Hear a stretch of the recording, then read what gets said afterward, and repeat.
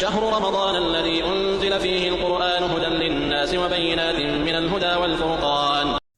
4 نکاتی منشور رمضان، محترم نبی کا کھلا اعلان۔ نبی صلی اللہ علیہ وسلم نے اپنے مہینے میں اپنی امت کو اس کی امت کے آنے والے مہینے کے لیے ایک تحفہ دے دیا ہے، منشور کا تحفہ دے دیا ہے، جسے تعارفی خطبہ بھی کہتے ہیں اور منشور بھی کہتے ہیں۔ نبی اکرم صلی اللہ علیہ وسلم نے فرمایا، اے لوگو، اس مہینے میں 4 چیزوں کی کثرت کیا کرو۔ نمبر 1 کلمہ طیبہ لا الہ الا اللہ۔ نمبر 2 استغفار، استغفر اللہ استغفر اللہ استغفر اللہ۔ نمبر 3 جنت کی طلب، اللہ سے ہمیشہ جنت کی طلب کرتے رہنا چاہیے۔ اور نمبر 4 اللہ سے آگ سے پناہ کی دعا کرتے رہنا چاہیے۔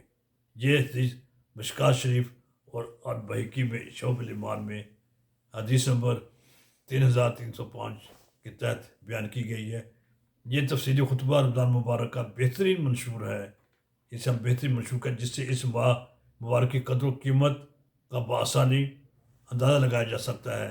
ضرورت ہے کہ ہم اسے بار بار پڑھیں اور اس کے مطابق اپنے اندر عمل کا جذبہ پیدا کر کے رمضان مبارک کی برکتوں کو زیادہ سے زیادہ سمیٹنے کی کوشش کریں۔ اللہ تعالیٰ ہمیں ہماری مدد فرمائے۔ یہ رمضان شریف کا تعارفی خطبہ ہے، اور یہ رمضان شریف کا جس میں اللہ کے رسول نے رمضان کا منشور بیان فرما دیا ہے۔ ہمیں اس منشور پر مکمل اور کوشش کرنی چاہیے کہ ہم اس پر زیادہ سے زیادہ عمل کریں۔ اس میں 4 چیزوں کا بیان کیا گیا ہے۔ یہ نبی صلی اللہ علیہ وسلم نے اپنے مہینے میں اپنی امت کو اس کی امت کے آنے والے مہینے کے لیے ایک تحفہ دے دیا ہے، منشور کا تحفہ دے دیا ہے، جسے تعارفی خطبہ بھی کہتے ہیں اور منشور بھی کہتے ہیں۔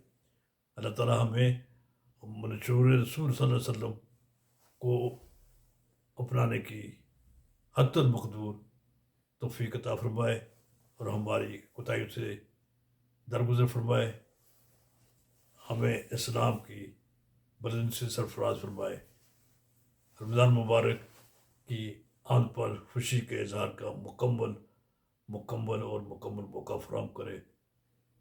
آمین یا الہ العالمین۔ والسلام علیکم ورحمۃ اللہ وبرکاتہ۔